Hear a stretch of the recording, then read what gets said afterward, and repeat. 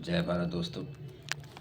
आज मैं फिर कुंभ में जो भगदड़ मची थी, दूसरी भगदड़ मची थी, उसमें जो लोग हताहत हुए उनके आश्रितों के भाव आपके सामने लेके आया हूँ। उनके साथ क्या गुजरी और वहाँ के अधिकारी क्या कह रहे हैं। अभी तक आज 4 तारीख हो गई है, ये ज़रा आप सुन लीजिए। दैनिक भास्कर अखबार के हवाले से मैं आप तक ये खबर पहुँचा रहा हूँ।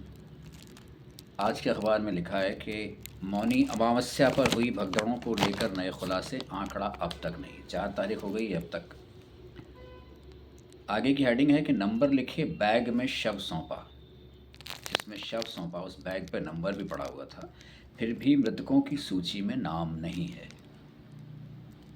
यह है महाकुंभ क्षेत्र में मौनी अमावस्या पर संगम किनारे हुई पहली भगदड़ में जान गंवाने वाले कुछ लोगों के परिजन इस बात से हैरान हैं कि प्रशासन द्वारा जारी 30 मृतकों में उनके परिजन का नाम नहीं है। 44 शव तो ये भेज चुके हैं विभिन्न राज्यों में और मौतें अब तक 30 ही बता रहे हैं। आगे सुनिए दूसरी भगदड़ में क्या हुआ था। दूसरी भगदड़ में मेरी भाभी की मौत, प्रशासन हादसा ही नहीं मान रहा।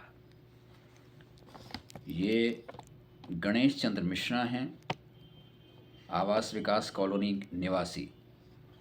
ये वो कह रहे हैं मौनी अमावस्या पर भैया यहाँ नहीं थे तो भाभी मेरे साथ गई थी।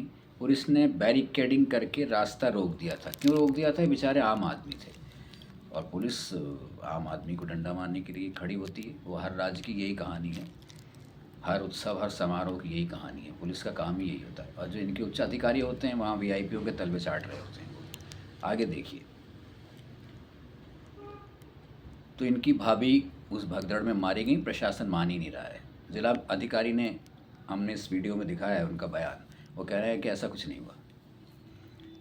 आगे देखिए जबलपुर का युवक बोला पिता लापता हैं, प्रशासन कह रहा गंगा में बह गए होंगे।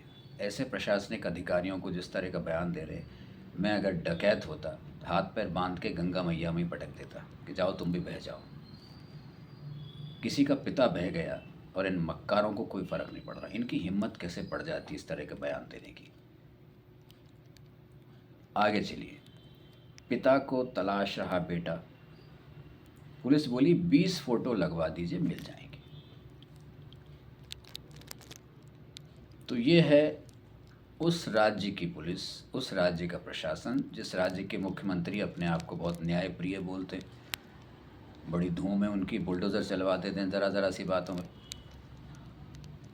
अब देखना है कि वो इनको पाल पोस के अपने राज्य में ही रखते हैं या इनके ख़िलाफ़ कोई एक्शन लेते हैं। और अगर आदरणीय योगी जी ने इन मक्कारों के ख़िलाफ़ कोई एक्शन नहीं लिया तो मैं ये समझूंगा कि वो भी बहुत ही मामूली मुख्यमंत्री हैं जैसे अन्य राज्यों के होते हैं।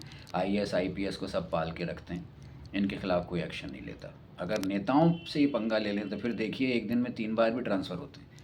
लेकिन नेता इनसे खुश हैं तो भाड़ में जाए जनता, मरे जनता, कटे चले डूबे, इनको कोई कुछ नहीं कर सकता। और ये इसी घमंड में इस तरह के प्रशासनिक अधिकारी और इस तरह के मक्कार पुलिस अधिकारी इस तरह के बयान देते हैं। तो मैं उम्मीद करता हूँ कि योगी जी मुझे गलत साबित करें और इन लोगों के ख़िलाफ़ एक्शन लें, ताकि जिनको जाना था वो चले गए, उनका ईश्वर ने ज़िम्मा संभाल लिया होगा। लेकिन जो उनके आश्रित लोग हैं, जो उनके रिश्तेदार हैं, उनको कुछ तो शांति मिले। मेरे ख्याल से आप लोग भी ये सोचते होंगे। घर में एक मौत अगर बीमारी से भी होती है तो हम तड़प जाते हैं।